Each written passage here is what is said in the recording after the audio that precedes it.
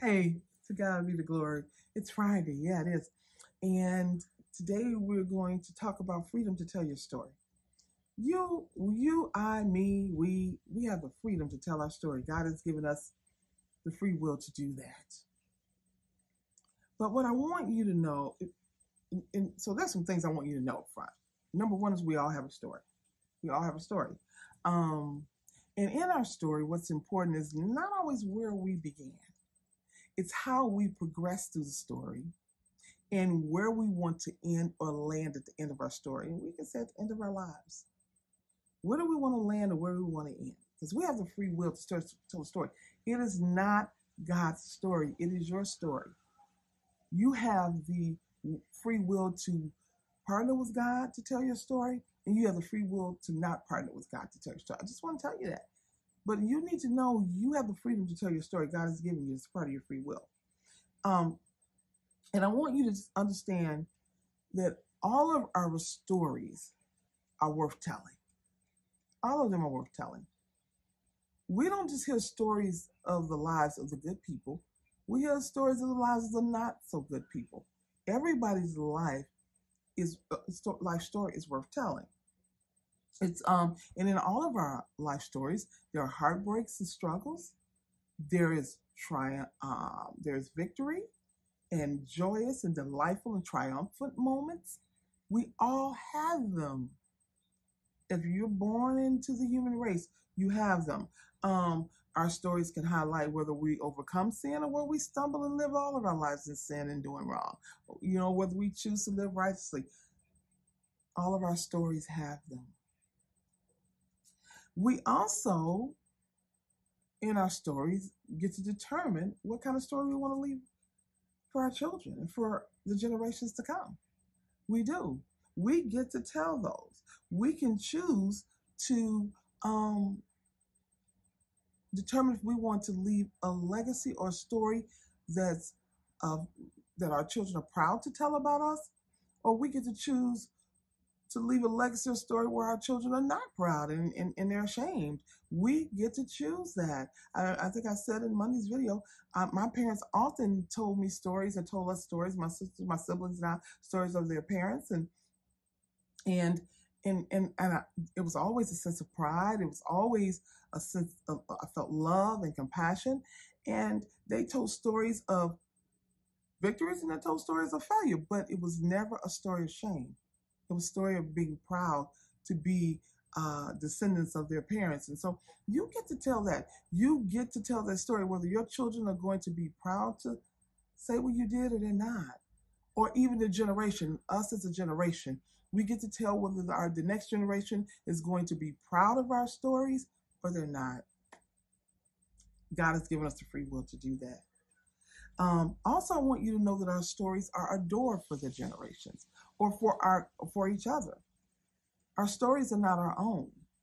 Our stories are doors for others to peek through, to see what's possible, for them to peek through, to see that they are not alone.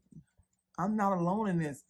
To see that they can overcome it. Our stories are doors that we can open up for others to peek through and for them to be able to be okay and have hope. And that they can survive and that they are not alone. And that they can also succeed and do great things. So our stories are doors. We also I want to tell you that you get to define where God is in your story. You say, God, no, you get to define that. You get to define whether you're going to let God into your story, whether you're going to allow God to govern your story, or you're going to follow God in your story. You get to define that. Okay? Because if you look at, I just want to use this, if you look at the book of Esther, if you read your Bible, book of Esther, there's no reference about God in the book of Esther. His name is not mentioned, but everything about the story spells God. There's some of us, our story, we don't claim a lot, like some of us who talk about God all the time. Everything we do is God, God, God. But there's others, but that's not how they tell their story. But everything about their lives says that they have faith and that God is in their story. But you get to determine Where God fits into your story, God does not determine that. I need you to understand that. Because a lot of people want to abdicate their story, their life story to other, or they want to, okay, Lord, help me say this, blame others for their life story. They want to abdicate that. And I want you to know that God is giving you the freedom and the free will and the authority and the power to tell your story. So whatever story you leave behind, whatever legacy you leave behind, you made the decision at some point to accept what it was or to overcome what it was. Glory. To accept what your story is or to overcome it. So you have the freedom to tell your story. First Peter chapter 3 verses 15 says, "But in your hearts revere Christ as Lord. Always be prepared to give an answer to everyone who asks you to give a reason for the hope that you have. But do this with gentleness and with respect." And, for us as Christians, we know that we are instructed that we need to be at all times prepared to tell our story of why we believe in God, why our hope is in God. But we won't be able to do that if we don't take that authority to live a life of Christ, a life of hope in God, and then share our experience with those that will need it. See, we've been talking about freedom to repurpose, freedom to redirect our lives, all that. But we also have the freedom to renew our minds. But all of this is leading up to the freedom to tell your story. That you have the authority to determine at the end of the day, once you transition out of this life, what story you will leave behind, what legacy you will leave behind. What are you want your children to know and the next generation to know? We have the freedom to tell our story. God wanted me to share that with you today. So I'm going to say this to you. Don't abdicate that freedom to no one.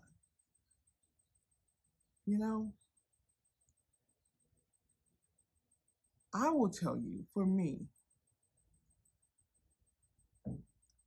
I want my story to be as such. That I'm a servant of God. Not that I'm a pastor.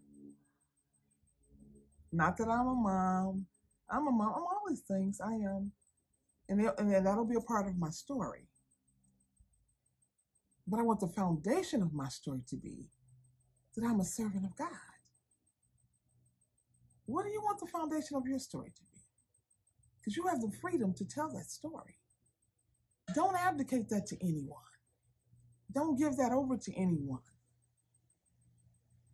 Because your children and the generation to come, they won't understand that. And finally, I want to say this. For Christians, for us who know the Lord and we know the Word, we want the Bible to tell the story of God.